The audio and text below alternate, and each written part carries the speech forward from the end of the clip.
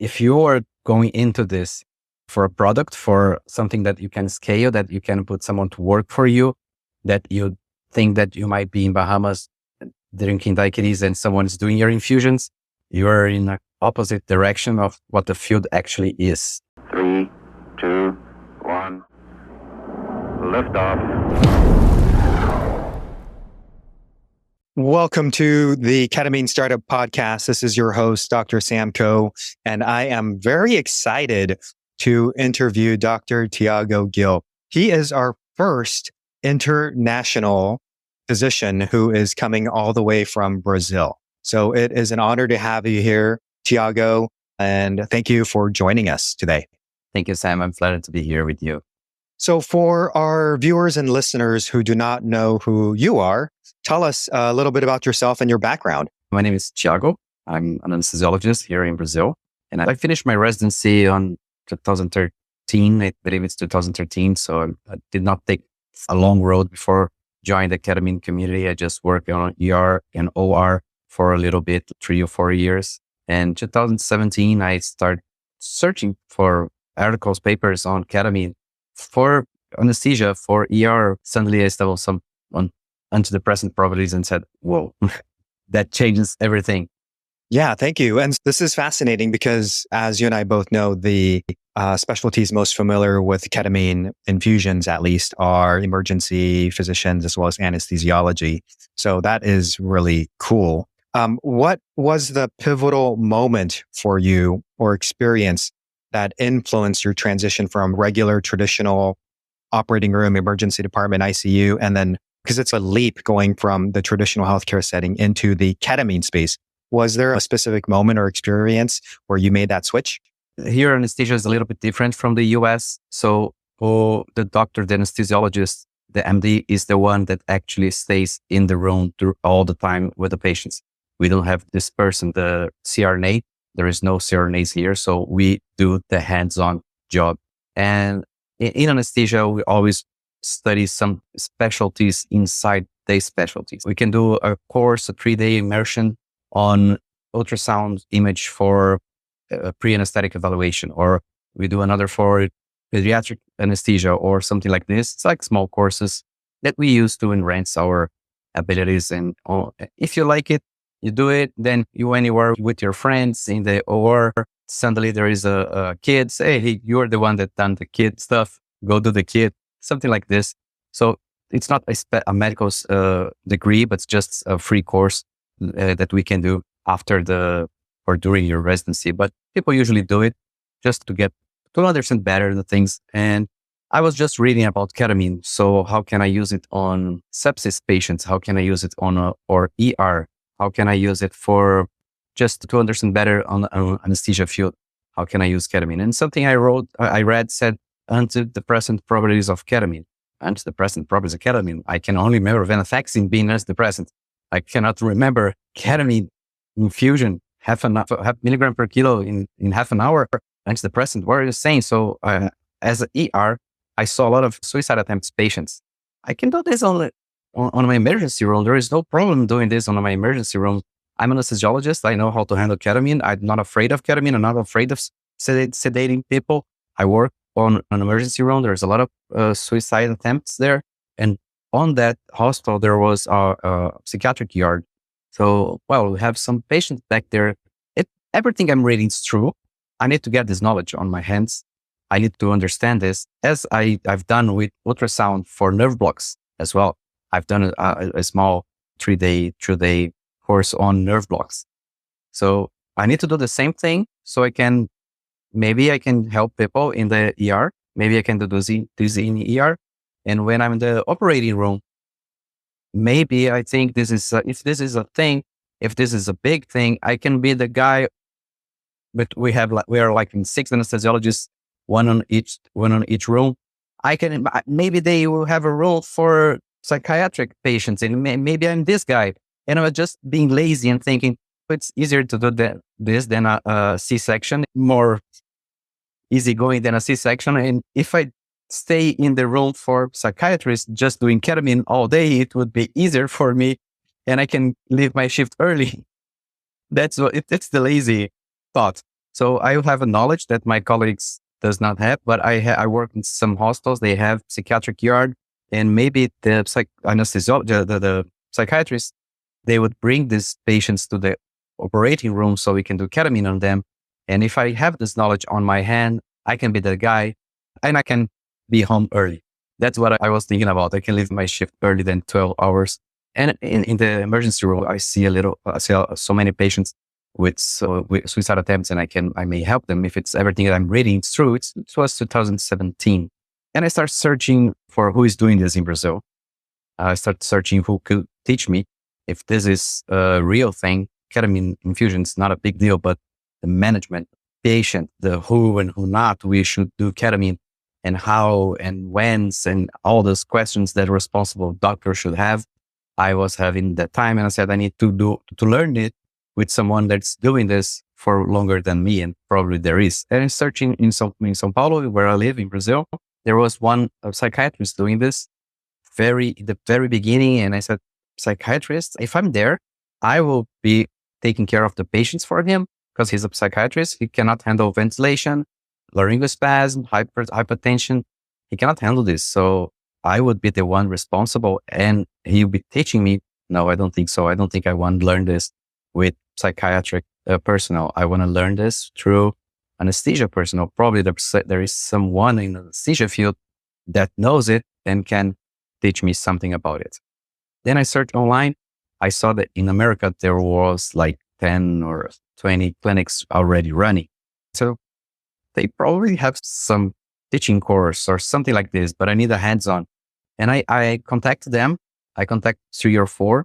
The one that called me back and was really amazing guy is Henrique Abreu from Portland, Oregon. Henrique Abreu is an anesthesiologist. He's board certified anesthesiologist. He was running a clinic since 2014 at the time, I believe, 14, 15. I can't remember exactly that. He was at the very beginning. And he replied to me and said, yeah, I can do a mentoring and counseling. You can come here. We can do it. There's a fee for it, but you can, if you want to come. And it probably will worth the trip. So I go to Portland, but I want to go to Seattle as well. I just want to just for pleasure. That was my thought on that time. My trip, it will be a pleasure trip, and I will have time with ketamine. Let's see if it's worth. And I have this knowledge with me, and I don't know where it's going. Let's see. But I learned from my parents that knowledge is never too much. You cannot get full of knowledge. You can always put more knowledge inside of you. So would be a trip, would be fun. I will go. I'll take this chance. And that's how it went. So I stay next to him, shadowing him for 2 weeks. And we saw all the kinds of patients, and he introduced me to this whole new world. He showed me how to do it, when to do it, when not to do it.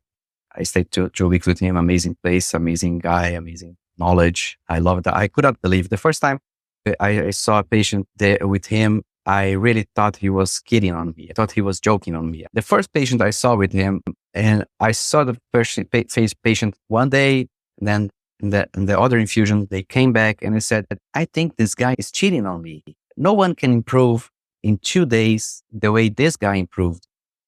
I know no one can improve this much on 2 days. No, this guy is making fun of me. This guy paid an actor to come here and just make fun of the poor Brazilian guy that's coming from the half of the world, and he's mocking me. It cannot be true. I'm going to see how it works. So when he left the room for another patient that was also explosion of getting better, there was a girl that was so low, and the next day she was in so high mood. I asked her mother. So I say, I'm going to catch the lie on the details. So I started talking with the mother, how long you've been here and how long you're doing ketamine, how she is doing with ketamine. And she told me everything as a regular mom would, like my daughter is in the college and she does not leave the room and she does not take a bath. All those regular things I was expecting, and so deep and so detailed that she cannot be an actor. So a lot of skepticism from your perspective, it sounds like unbelievable results. No, it cannot be true. And no one is doing this in Brazil. It's not in all universities. It's not in all psychiatric hospitals. It's not in all psychiatric appointments. If these results are so good, They are so amazing with a well-known medicine, easy to do as an anesthesiologist. Nothing is easier than a sedation for an anesthesiologist or a ER. And you get these results, and we don't have 1,000 free clinics in Brazil. Something's wrong. So actually, I'm curious because you're coming from Sao Paulo, Brazil, and that's a very different healthcare system. In the United States, ketamine infusions for off-label use is typically not covered by the traditional health insurance companies, although it's changing. Is that similar in Brazil, or is it something that the Brazilian patients pay cash or reals, or is it covered by their insurance over there? We have a healthcare system a little bit different from America. We have a principle that everything is under one unique healthcare system. Everything is just one big umbrella. And this umbrella it has its parts. The public health system that can absorb a part of population. There's the complementary, not complementary, the paid, the insurance. It's another part. And there is the private that you pay for yourself. It's another part, the whole umbrella. Got it. So 3 parts is what I'm hearing, like parts. Basic and then insurance and then private. But there is a law saying that on this free, or not free, I don't like this word, it's not free. I pay my taxes so it can exist. Government sponsored. Yeah. Government sponsored hospitals and healthcare. There is a law saying that this one is universal. So anyone, anywhere in the universe, can come here and have a healthcare.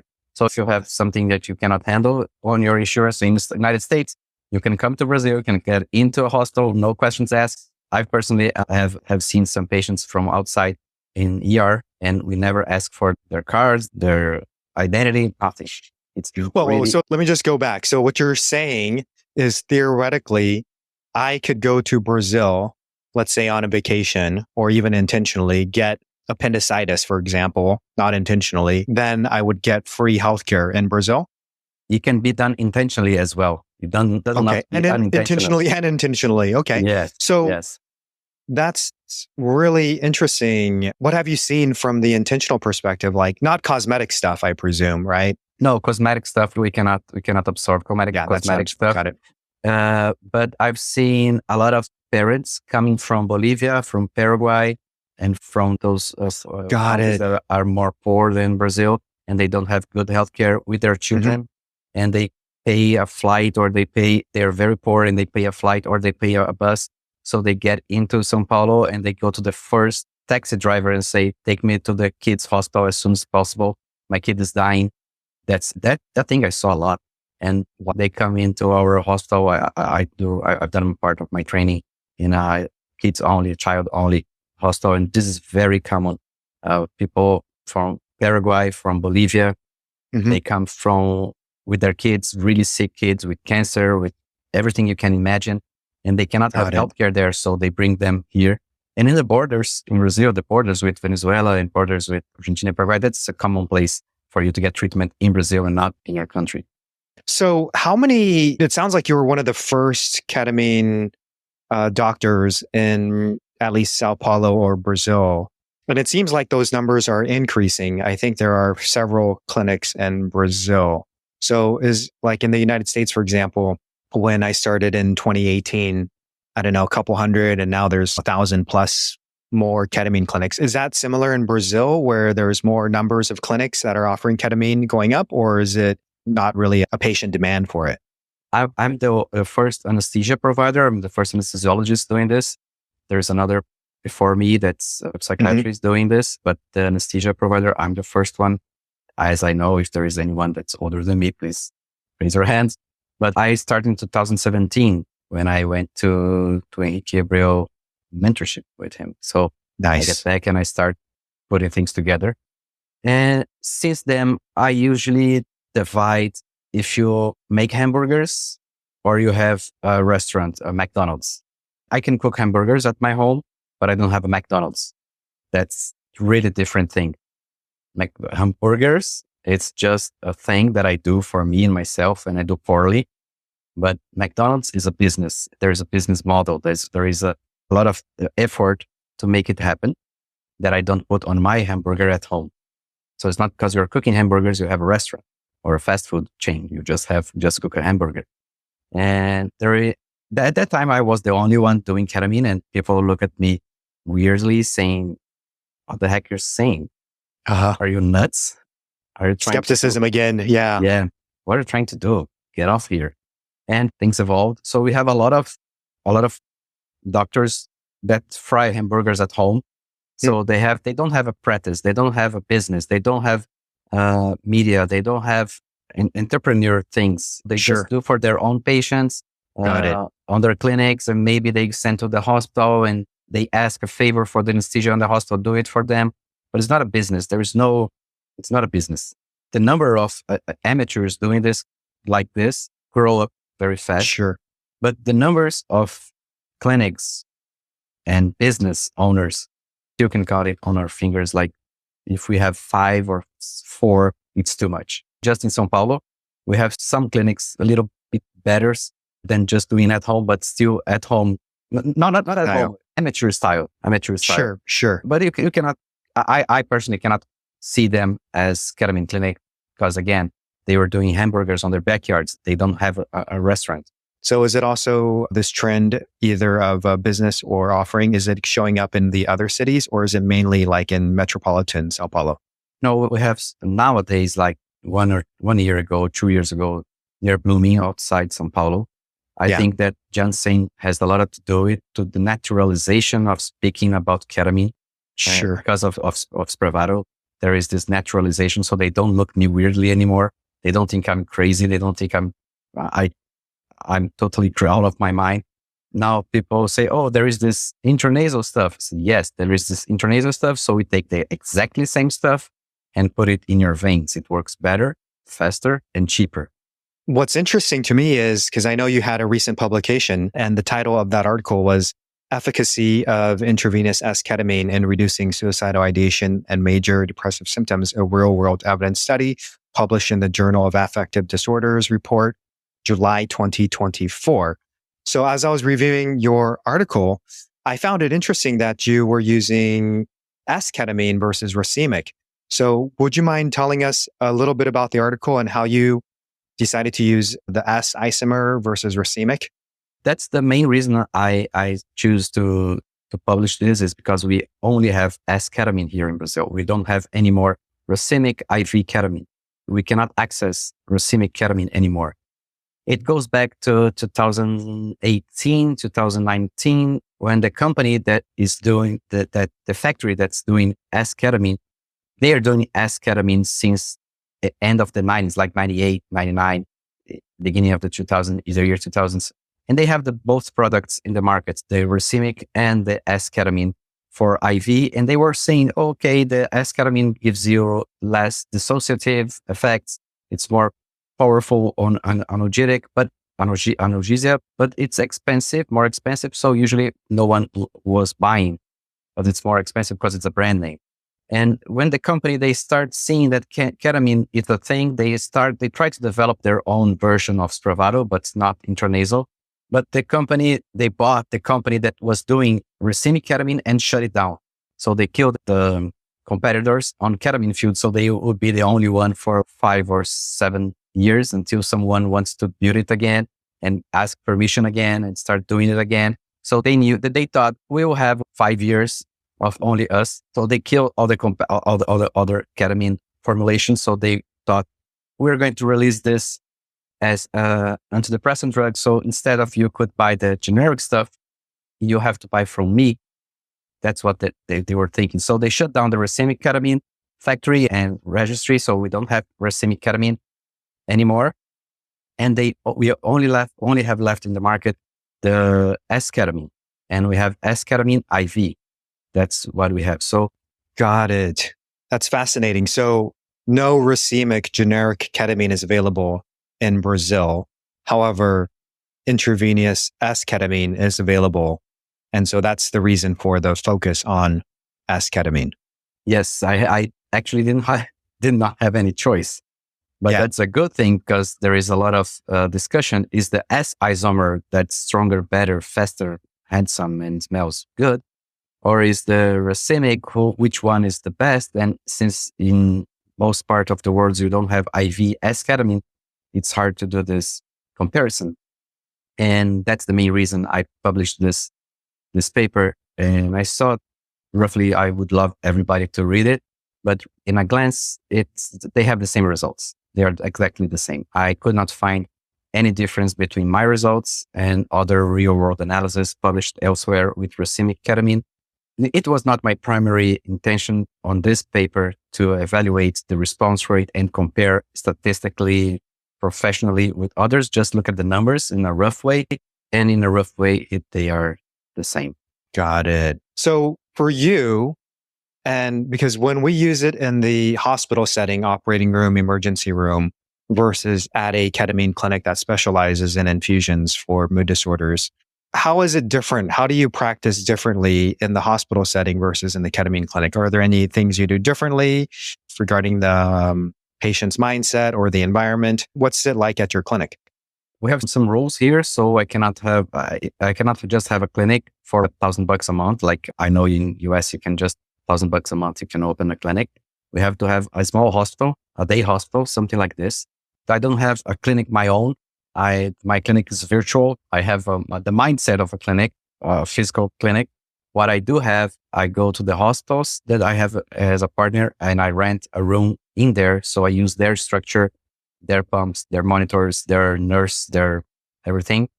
And they provide me this and they provide me all the environment. So I do this. When I start this, I was thinking I'm going to do as surgeons do. They don't own operating room. The surgeon, they take the patients in a hospital and they rent the space to operate this. That's how I thought on the beginning. To open a clinic by my own from the start with everything that we need would be a risky movement. And I was not willing to risk that money at that time. If I could go back, I still don't know if I was doing because I don't know what I know right now. And I think the main difference between what I'm doing on OR and I'm doing at my clinic, it's the first. When I'm an anesthesiologist, I talk to the patients like 3 words. Any diseases that I should know about? No. That's what we do. We don't talk to the patients. Then I used to say that the patients, after my first propofol injection, is not a person anymore. It's a system that I need to keep with the vitals up. What are the vitals? They're numbers. So I have numbers that I must keep up so the person can use this habitat again after I wake them up. So we don't have a relationship with the patient. We have a relationship with the system. So the cardiac output, so the temperature, so the blood pressure and the oxygenation, we have the systems on our heart. So we don't have a feeling of personal connection with them. And in ketamine, I don't offer ketamine. I offer quality of life. I offer, how can I say it in English? I offer a treatment, but the treatment is not the end point. The end of point is quality of life. It's getting better. Is having your mother back. Is having your kid back. Ketamine is a way to achieve this. Ketamine is the best way that I know to achieve a recovery from depression, suicidality, bipolar disorder, pain. So what I'm offering is quality of life. And the way I'm offering it today is with ketamine. So if tomorrow you have a better ketamine, if you have a better treatment, if you have something that tops ketamine, I will be doing this. I will not be stuck to ketamine because I'm not offering ketamine as a commodity, as a product, as something that I can buy and sell. I'm offering a treatment and a treatment that includes ketamine, but ketamine is not even the main purpose. The main purpose is quality of life. So my endpoint is quality of life. It's totally different from what I do in OR. OR, I'm having a system that I don't talk to it during the procedure, that I just need to put the system back up again. So there is a person inside there that can get back in habitat, use this receptacle to be there again. That's how things are. So we don't talk to them. And on ketamine, I'm worried about their future. I'm worried about their well-being. I'm worried about how to make the person live again. It's totally different, completely different headspace, completely different way of seeing things and running things. So it's not a product. And I think that's where most of entrepreneurs, that's where they fail. They see ketamine as a product, as an end on itself. Yeah, it's a really good point because when you're working in the operating room, it sounds like the intention for you is just making sure that the body or the house the human system is going to be safe and sound so they can return once they receive their procedure or operation. Whereas with maybe it's not even called the ketamine clinic because it's like ketamine is one tool to help the person achieve a certain benefit or outcome. And I love how you're open-minded. It doesn't necessarily have to be ketamine. It's, hey, if there's some evidence that shows XYZ is better, the end goal is to have your child back, your mom back, your father back, your husband, wife, spouse, partner, etc. And the quality of life is actually what your intention is for those patients. So I like that clear distinction and discernment between those two. The touching point of both procedures is you meet me on the worst day of your life. The day that you have your belly open is probably the worst day of your life. The day that you are on ER and no one goes to take a walk on ER if they're not severely ill. So you're meeting me at the worst day of your life and no one wants to do a ketamine just for the fun. You're meeting me on the worst day of your life. So I have to have a lot of respect with you because you are in the worst day of your life and I'm just another day for me. So that's one thing that I feel inside. Yeah, it's a really good point because I know one of the other things that we had talked about previously before we recorded was about another thing you're doing is like lidocaine infusions for pain. We do lidocaine infusions for pain. The guys that are in the field for long enough, like me, and you have a lot of names we can pop up here. We're not just doing ketamine. I talk to 101 and we say that ketamine is part of the business. So ketamine, I cannot see the ketamine as on itself. That really bothers me on this subject. Because if there is a new way, I will be the first in line. For sure. Yeah, you're absolutely right. Because in addition to ketamine, there's obviously research happening in psilocybin, MDMA, 5-MeO-DMT. And I know in Brazil, for example, there's ayahuasca, which is legal in Brazil. And some people are using that. I think like for religious, do you know about that? I know in Brazil, they have several churches like the Santo Daime Church is one that people may have heard of, or the UDV Church. União do Vegetal. Vegetable. So, yes, thank you. So I think it's legal religiously with these other substances and medicines. Yeah, ayahuasca is a controlled substance in Brazil. And if you cut it with a bottle of 2 liters of ayahuasca, you'll be arrested. Okay. But in the religious context, it's allowed. What is a religion context? You have to have a church, you have to have a liturgy, you have to be registered as a church, and you have to have the codes and the days and the organization and the whole thing so you can use ayahuasca. Yeah. And I think we had a previous interviewee, Dr. Joe Tofor, who is Colombian American, and he was working with some indigenous shamans in Peru.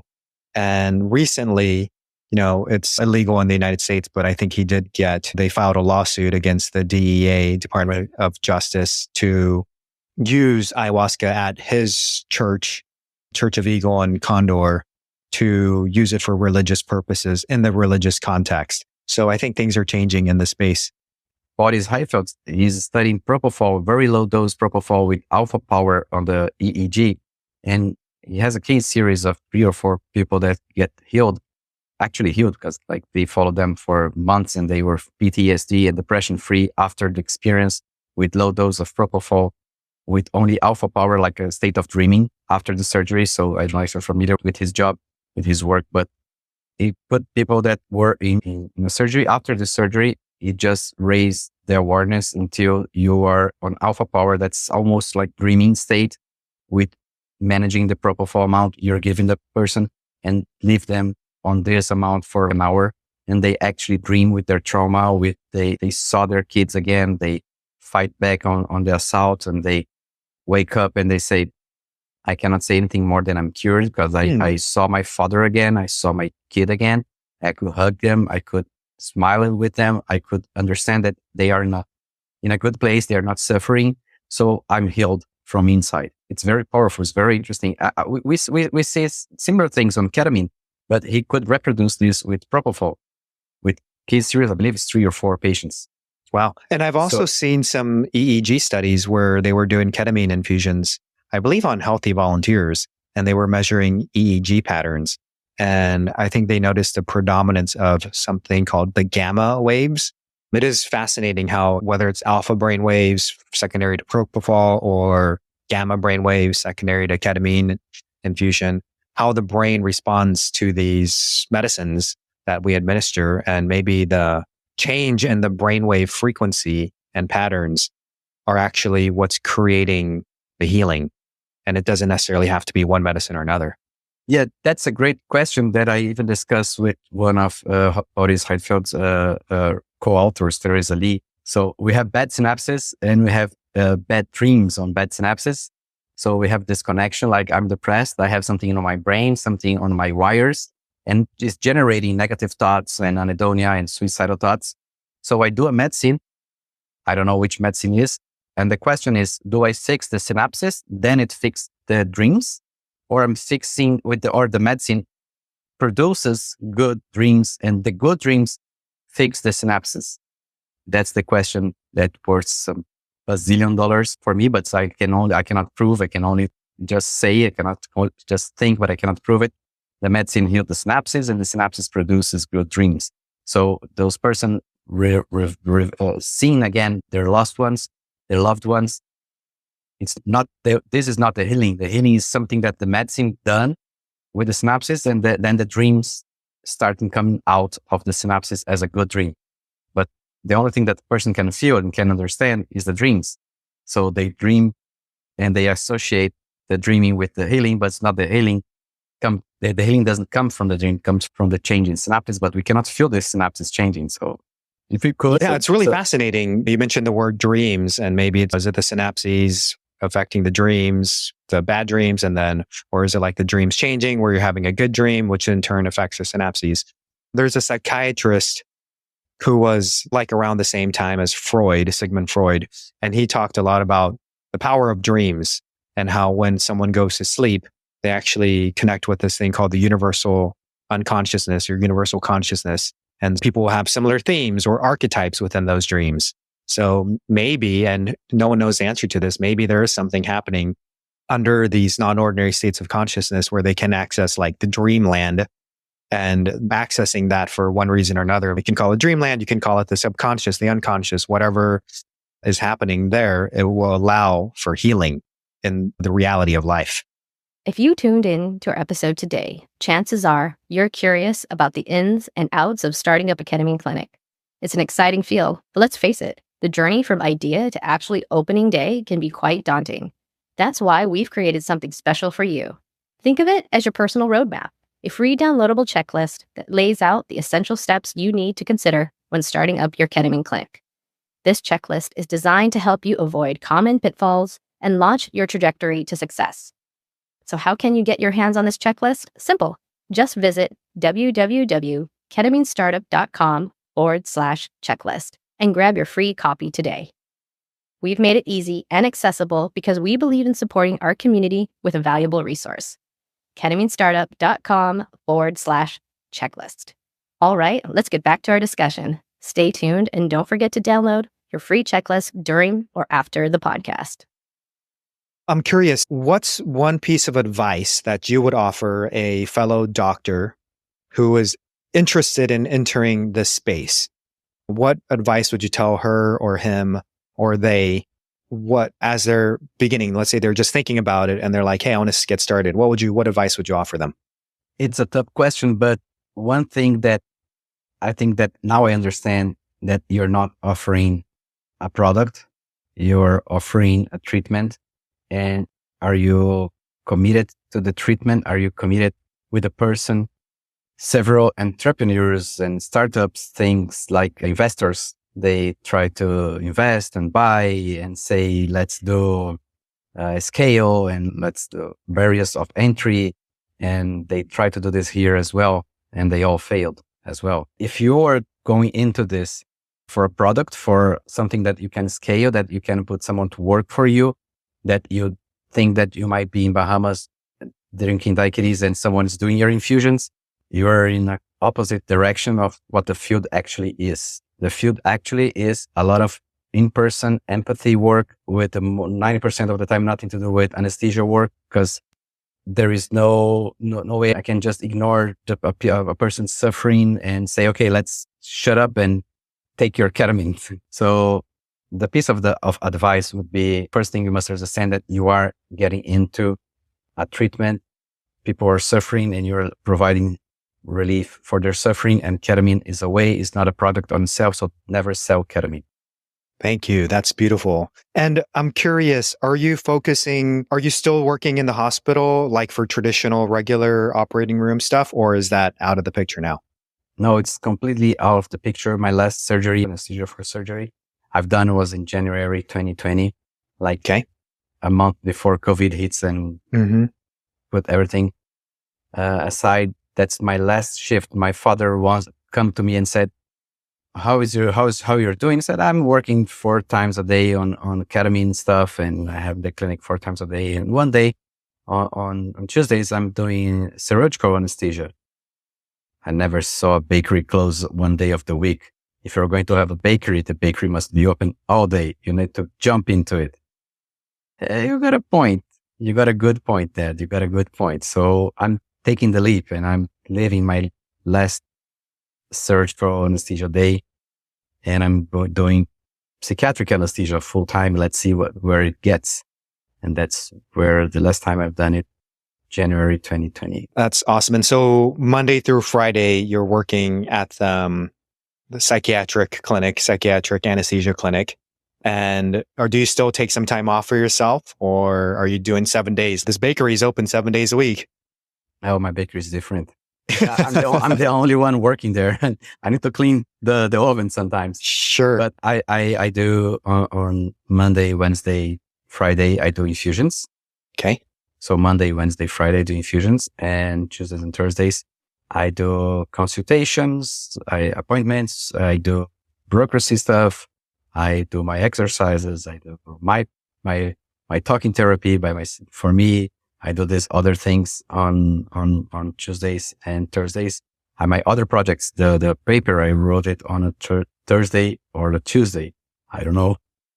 But that's the time for me and for the appointments for newcomers. But on Saturdays and Sundays, I'm not working.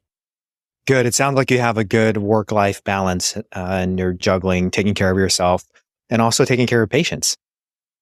And could done better with myself, but okay, that's okay. I could take care better of myself, but I think it's okay. I cannot complain about it. It's okay. It's better than in a OR.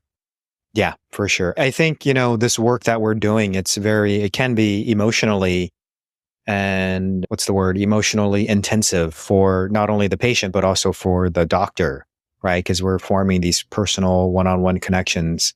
So I think it is important for people who enter the space or are already in the space to have that balance of, hey, taking care of myself and seeing my own therapist and working out or being with family. I think talking therapy for us is a must. It's very hard to do it, to see patients all day and do not connect. If you're not connecting with your patients, you're doing it wrong. You should go back to OR, and you're not connecting with patients if you don't feel their pain, if you're not with them, if you don't know how to understand them. And I think it's very easy for us on this position to use our power, our biopower, just to citate Michel Foucault, our biopower to ensure bad things on patients, to put our vision on patients. So you're not getting better until you do something that I want. And discuss this point of view with your talking therapy and doing this therapy for yourself, and talk about your patients and how things are going, how they are going through you, and how you are trying to go through your patients, and understand this movement. That's really important. Even for me to be a better provider, I need to do this, not just for my own mental health, but so I can be a better provider. I understand that some people, they have their own time and they cannot act as I want. If they need 10 infusions to get better, and they ask for 10 infusions to get better, and they need to see me every month because I'm more than just ketamine supplier. I'm more than this. So be it. Let's do it. So to understand all these movements and the psychological part of the job, I do my own talking therapy since forever. We're going to switch gears and ask some different fun questions. So the first question I have for you, if you're on a deserted island and you could only have one book, one movie, and one type of food with you on the deserted island, what would they be? I think I can have two books because one in Portuguese and one in English. I really love Edgar Allan Poe writings, poems and books and works. I think that he can understand the evil inside of us. And when I read what he wrote, I said, wow, I could possibly do this. If the situation goes on this side, I would react as this side. So I love Edgar Allan Poe. And if I'm nowadays in a mood to read a Brazilian, already deceased Brazilian author called Nelson Rodrigues. He writes plays for theater. He's from Rio, and he writes this cruel and real thing. And the plays, they go like this.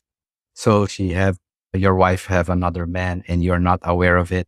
And all that you can do is just fix your bow tie and take your suitcase and go to work. That's the mood of his work. And it's really rough, really raw. And I love it. I'm on Dundee. So if I could, I would take all those Nelson Rodrigues plays with me. And what about one movie?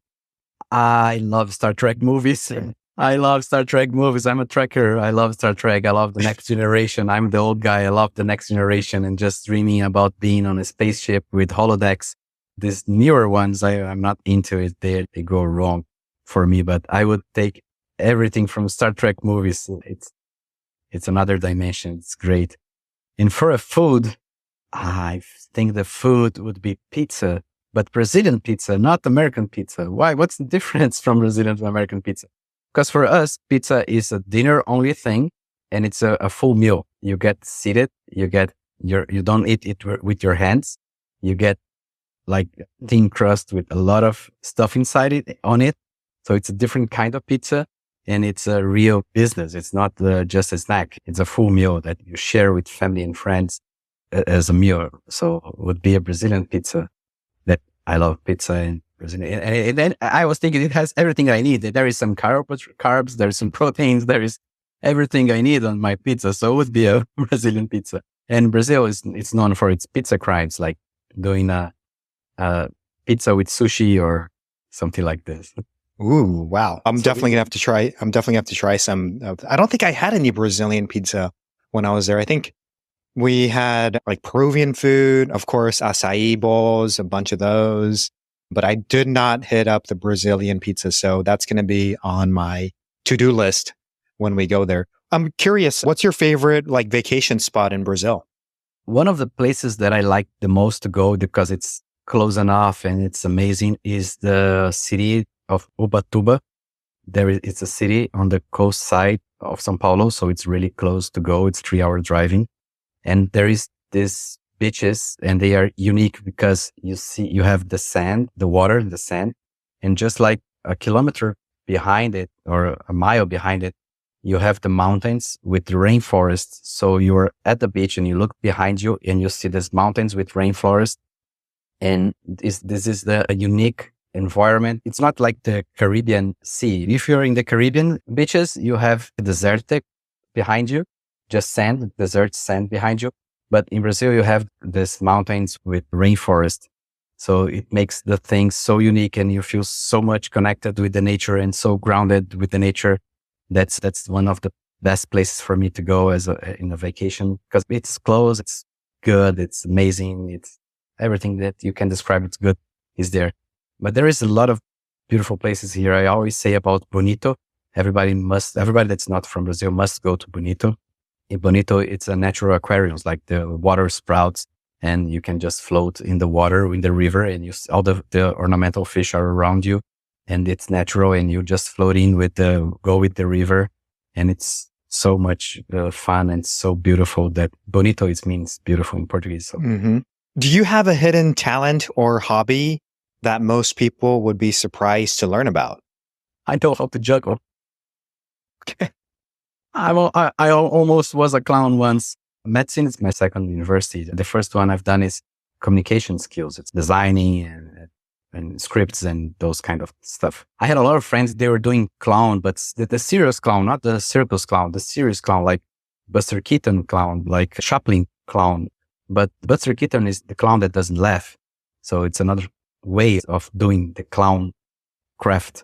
And when I was in my first university, it's a thing so big the clown world. It's a thing so big and so interesting that I was almost diving into it. But I do the same thing that I've done with ketamine. I saw someone juggling and I said, that's a great talent. I need to understand. I need to absorb this to me. I need to know this. So I just got into him and he taught me how to juggle with balls and clubs. And I like to, so juggling is one of my hidden talents. Can you do more than 3 or I know some people can do 5, 7, or is 3 your limit? Well, I stopped when I was doing 4. Okay. Nowadays, I believe I can only do 3 and I have the clubs and I was doing great with 3 and I was starting doing with 4. Then life changes the course of the river and I have my balls here, but yeah, I actually learned how to juggle a few years ago from one of my favorite mentors, Dan Millman, at a retreat in Costa Rica. And once he taught us with 1 and then 2 and then eventually 3. And one of the most powerful lessons he said is when you're juggling, you're actually meditating in that there's nothing going on in my mind when I'm juggling the balls. It's just, I'm just focused on catching one, throwing one, catching one. And he said, this is a physical way to get into the present moment. So I loved that about juggling, and even practicing 1 minute, 2 minutes a day really just gets me out of my normal thought process and just has me focus on a different task, which I think can be really useful. I never thought on this way, but it really, when you're juggling 2, 3 or contact juggling with 1, there is nothing on my mind besides. Exactly. I just know, I don't even think where the ball is going to fall. I just know where to catch the ball. I just know. The only thing that I think of when I'm doing juggling is, whoa, I'm doing this and it's amazing. I'm here like for 10 minutes now. I'm doing this for 10 minutes. It's not even myself. It seems like someone is doing this for me.